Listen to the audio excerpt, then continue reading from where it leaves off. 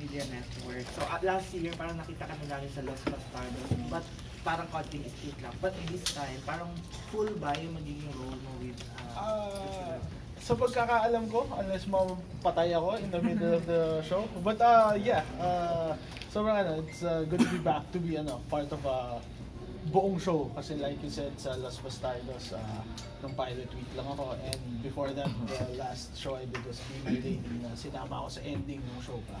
So it's good to know na kasama ako throughout the whole run of the show. Unless nga, mamatay ako. And kamusta yung pagbabalik tambalan niya ni Maha? Since before, nagkasama na kayo sa First Day High ba yun? Yes. And then you have also Moon River. Yes. And now, finally natuloy na kayo. Very happy kasi nung ginawa namin yung First Day High, actually hindi kami partners doon. Group of friends kami. And then with sa Moon River naman, it was our first pairing but sobrang bata pa namin nun eh. Feeling ko mas tama tong Killer Bride na to launch us as a tandem, kumbaga. Kasi mas mature na kami, mas marami na kaming na-experience sa buhay in our respective lives na maipapakita namin on screen. And so far naman maganda yung reaction sa mga tao. People are saying that we have chemistry on screen, so that's always a good thing. Kasi as an actor ako, nababase ko yun with how people react on set. So kung maganda yung reaction nila on set while they're previewing our scenes, so syempre maganda din yung reaction ng audience. So, Thank you, John. Okay, our next question will come from Ay, Michael sige, Almacen. Sige. What was your initial reaction when the role was offered to you?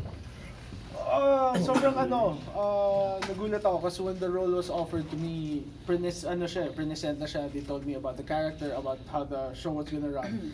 And nung sinabi nila that they wanted me to play Vito, I said yes right away. This is one of those shows na mahirap talaga palagpasin. If you're an actor, I suppose in any stage of your career, I would say na hindi mo dapat palagpasin yung ganito klaseng project kasi it's such a huge show na ngayon pa lang with the trailers and the making of, inaabangan na talaga lahat ng tao. So excited, very excited for what we can bring for the audience, what we're giving the audience. Kamusta naman nakatrabaho sila Joshua and Janela, yung mga new batch of actors ng ABS? Si Janela, hindi ko pa siya nakakasama sa mga eksena, but mostly been doing scenes with Maha and si Joshua. And si Maha naman, alam na natin lahat na napakahusay. Si Joshua naman, magaling din. He really knows what he's doing. And si Janela, I don't think she would have been casted in this if she wasn't capable din naman. So, looking forward kasi yung mga eksena ko rin na mangyayari na kasama si Janela, those are gonna be big scenes talaga for us. What since na dito ka ulit sa Kapamilya, ano yung best thing about being a Kapamilya?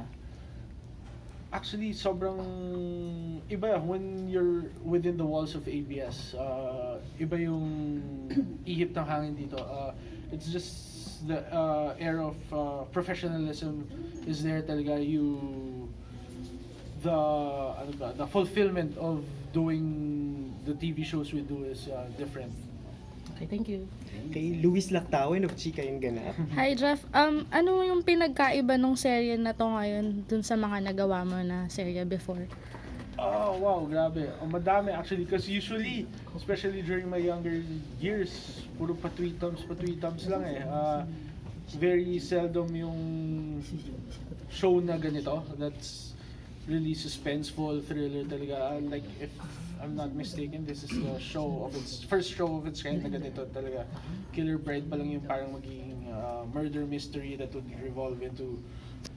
revolves around the different characters of a town, superstitious town. So kahit kami as actors, what we're doing here on screen is majority first, maraming first rin. So excited lang talaga about it. Anong aabangan namin sa inyo ni Maha bilang dati 'di ba naging love team na kayo? Ano naman yung pinagkaiba na ngayon sa magiging ano? Very mature. Just because with the content of the show also. Madami siyang murders, may mystery, and may superstitious lining din siya when it comes to the story. So, very different. With the shows I've done, it's definitely something I've never done in any previous show. And yung sa partnership nga namin ni Maha, I guess mas malalim na nga yung bond namin ngayon than it was before. So mas malalim na rin yung may ipapakita namin. Thank you. Kay Kate Adahar, Random Republica. Here, kasi magiging father to a teenager. First Yes. time ba to? And how's your working relationship with Alex? Yes. Okay naman. Si Alexa is very easy to work with. She's one of the few people, first people na naging comfortable ako. Kasi we had a team building for this and we were on the same team already. And nung ginagawa namin yung mga tasks na kailangan namin gawin, madali kaming nagbibigay ng ideas and all that. So madali kami nag-merge together. So easy naman. Wala naman may ugali dito sa show namin na to. So everyone's easy to talk to. And si Joshua kasi and si Janela dumaan pa sa sensuality workshop. Yes. Kayo ba ni Mahaw nag-workshop pa? No, we were supposed to, but schedule-wise, tas meron din dapat 4 kami mag-workshop. But schedule-wise, hindi siya natuloy. But during our team building kasi, I got to know Josh and Janela na rin. I found out that we actually have more things in common than not. Pare-pareho kaming introverts that when it comes to big crowds, yun sanay lang kami na uupo sa tabi, hindi papansin. So that's a commonality for us already. And with that, mas madali ko na sila nakausap and all that. We had the chance to fly to Davao to shoot some scenes. Tapos sila yung nakasama ko. And dito sa naman, very comfortable with them. Walang naging problema. Dami kami napag-usapan. Like I said, marami nga pala kaming similarities. Thank you.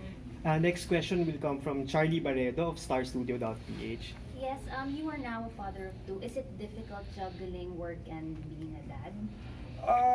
Actually, when my first daughter came, medyo ako nun, vacation from work. So it was easier. Now it's harder kasi nakasabay. My son is only 2 months old, so nakasabay na yung pag-start namin ng Killer Bride. So I've been out of the house often now, so hindi kami masyado nagkikita. But I make it a point na when I go home, I spend time with him before I go to sleep. Especially with my firstborn kasi nung siya pa lang, inaalagaan ko talaga siya. Like, we sleep together. So now that I'm out of the house, she's been having sleepless nights kasi hinahanap niya ako. So that's kind of hard. But okay lang naman kasi hindi pa ganun kabigat yung mga shoots namin. And how was the experience like when you had your 7th child? Ay, ibang klase pa rin. Because I have a daughter and a son now. So, ibang klase pa rin. With my daughter, sobrang maalaga ako. Sobrang overprotective now with my son. I can't wait for him to get older already so I can throw him around. Rough play. Yeah, and you mentioned that it was another reason to be a better person. Could you elaborate more on that? Yeah, kasi ako, ever since I became a parent, I've practically changed everything, mostly everything that I do on a daily basis. Nag-iba na yung perspective ko sa buhay na what I'm gonna be doing now is gonna be all for them. I don't even think about myself anymore. Kahit na pagod ako sa trabaho, na sunod-sunod yung mga araw ko, I just say yes, and because I know this is for them din talaga. That ang paghihirap ko para sa kanila.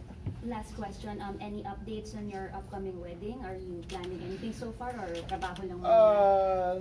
Now, I guess a little of both. We talk about it. Pinag-uusapan na namin what we want to do and where we want to do it. Pero as of now, focus is still on Killer Bride kasi mahirap ipagsabay yun. It will happen at the right time naman and for sure, malalaman ng lahat. Thank you. Nikki Wang of Very Wang and Manila Standard. Talking about the wedding, there's a scene in the series yung Maha was wearing a wedding dress. And your character kind of felt betrayed in that particular scene. I just wanted to know, what is it that you don't like about the character? O Vito? Yeah, that makes him very relatable. I mean, what are his flaws? I'd say he loves too much that he can't decide on who to give his love to. Because one of the biggest thorns on Vito's side is, I guess, yung kung kanino siya kakampi. Kasi yung love story ni Camila and Vito is very Romeo and Juliet. And so Vito is right in the middle of family, and the love of his life. And may isang malaking bagay kasi na mangyayari that will trigger everything, kumbaga, which will mess up everything, all